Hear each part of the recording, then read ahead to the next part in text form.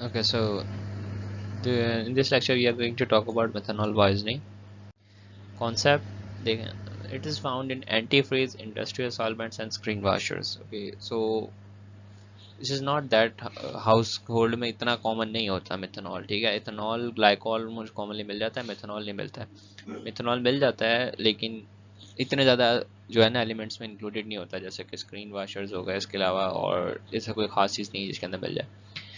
इसके अलावा इसकी एक ख़ास किस्म की बदबूदार स्मेल होती है, ठीक है। इसे कच्ची शराब भी कहते हैं, ठीक है। तो इसका प्रॉब्लम जैसे इथाइलिन ग्लाइकोल के साथ पिछले लेक्चर में बात की थी कि उसके साथ भी क्या प्रॉब्लम आता था, जितने भी टॉक्सिक इफेक्ट्स थे वो उसके मेटाबोलाइट बनाते थे, ठीक है। अब ये मिथेनॉल है ना, ये भी अल्कोहल डिहाइड्रोजिनेज के साथ कन्वर्जन हो जाती है किसमें, फॉर्मिक एसिड में। तो जितने भी टॉक्सिक इफेक्ट्स हैं बॉडी के अंदर वो कौन प्रोड्यूस कर रहा होता है, वो फॉर्मिक एसिड प्रोड्यूस कर रहा होता है। क्लिनिकली अगर बात की जाए तो ataxia, drowsiness, dysarthria, nystagmus, increase anion gap. As before वाले लेक्चर में बताया था आपको कि एनाइन गैप मेटाबॉलिक एसिडोसिस हो जाती है इथाइलिन ग्लाइकोल के पॉइजनिंग के अंदर, और इसी तरह मिथेनॉल के अंदर भी सेम सेम पॉइजनिंग आती है। ओनली डिफरेंस इज कि इथाइलिन ग्लाइकोल के अंदर जो आपको मिलता है वो कैल्शियम लो हो जाता है आपका, और मैग्नीशियम लो हो जाता है आपका, ठीक है। इसके अलावा यूरिन के अंदर आपको क्रिस्टल्स मिल रहे थे ऑक्सैलिक एसिड के साथ कैल्शियम के। लेकिन यहाँ पे जो है ज़रा सी एक चीज़ चेंज होती है कि यहाँ पे फोटोफोबिया मिलता है, ठीक है, और ब्लाइंडनेस मिलती है। होता क्या है कि जो रेटाइना होता है हमारा, ठीक है, फॉर्मिक एसिड जाकर उस पर डैमेज कर रहा होता है, ठीक है। तो जो लोग कच्ची शराब वगैरह पीते हैं तो वो उनको ब्लाइंडनेस का हमेशा खतरा होता है, ठीक है। सो इम्पेयर्ड रिफ्लेक्सेस, ठीक है। इसके अलावा मतलब न्यूरोनल डैमेज भी ये साथ साथ करता है, याद रखिएगा। रेटिनल डैमेज, ठीक है, retinal oedema and impaired reflexes and blindness, जो न्यूरल नर्व्स होती हैं उनके साथ भी इशू कर रहा होता है। लेकिन इतनी ज़्यादा क्लिनिकली मिलता नहीं। क्लिनिकली जो हमें चीज़ मिलती है वो that is photophobia along with blindness और समटाइम ऑप्टिक डिस्क और रेटिनल एडिमा।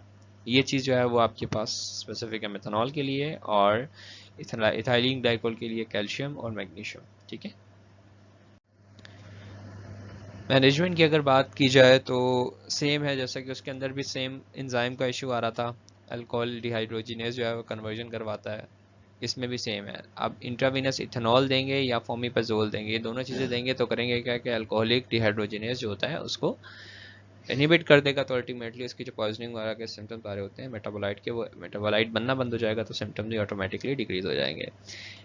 और कन्वर्जन हो रहे होंगे तो आप क्या करोगे, उसको बेंजोडाइजेपिन दे दोगे। और this is not Dallas, this is dialysis. Dialysis करेंगे अगर रीनल फेलियर मिलेगा या फिर विजुअल लॉस मिलेगा, दोनों में से कोई भी एक चीज़ मिल गई तो आप उसको डायलिसिस पे ले जाओगे। स्मॉल थिंग, थोड़ा सा बुक से हटके आपको बताता हूँ कि जो मिथेनॉल होता है, मिसाल के आपके पास पेशेंट आया, ठीक है जी, पेशेंट ए आ रहा है आपके पास, उसने जो है कच्ची शराब पी लिया। कच्ची शराब इज़ मेथनॉल, ठीक है। कच्ची शराब की एक स्पेसिफिक टेस्ट होता है गंदा सा, और उसकी बदबू भी आ रही होती है, ठीक है। तो अब उसने वो पी लिया, अब उसके साथ क्या इशू होगा, उसको ब्लाइंडनेस वगैरह या सारी चीज़ें आ रही होंगी, ठीक है। आप उसको फेमिपेजोल ना भी मिले ना तो आप उसको इथेनॉल दे दोगे। अब इथेनॉल क्या करेगी, ये कॉम्पिटिटिवली मिसाल के तौर पे अगर ये बॉडी है, ठीक है, ये किडनीज हैं जिन्होंने एक्सक्रीशन करवानी है। अब जितना भी बॉडी के अंदर सर्कुलेटरी सिस्टम है, जस्ट एज एन एग्जांपल, ठीक है, उसके अंदर आपके पास इथेनॉल घूम रही है। जब आप मिथेनॉल घूम रही है, ठीक है, ये भरी हुई मिथेनॉल से, जब इसमें आप इथेनॉल ऐड मतलब जब आप इसको नॉर्मल शराब दोगे, तो जो कच्ची शराब होता है उसका जो ट्रीटमेंट है दैट इज़ नॉर्मल शराब, सही है। तो आप उसको जब वो देते हो आईवी, या उसको आप बोलते हो कि अगर वो पेशेंट अनकॉन्शियस नहीं है तो आप वैसे पी लो।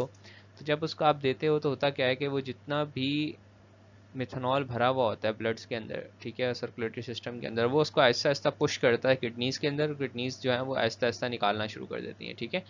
तो मिथेनॉल या कच्ची शराब का जो ट्रीटमेंट है दैट इज़ इथेनॉल, पक्की शराब, ठीक है, सही है। और अगर पॉइजनिंग के साथ आ रहा है तो वही वाली बात है, इथेनॉल अगर वो ना मिल रही हो, ठीक है, नॉर्मल शराब ना मिल रही हो, तो आप उसको फोमिपेजोल भी दे सकते हो। दोनों चीज़ें सेम काम करेंगी। लेकिन इसमें एथेनॉल ज़्यादा बेटर क्यों है, क्योंकि ये डिस्प्लेसमेंट में भी काम कर रही होती है, सिर्फ इनिबिशन नहीं करवाती इंजाइम की, यानी कि इंजाइम प्लस फोर्सफुल एक्सक्रीशन कराएगी, ठीक है।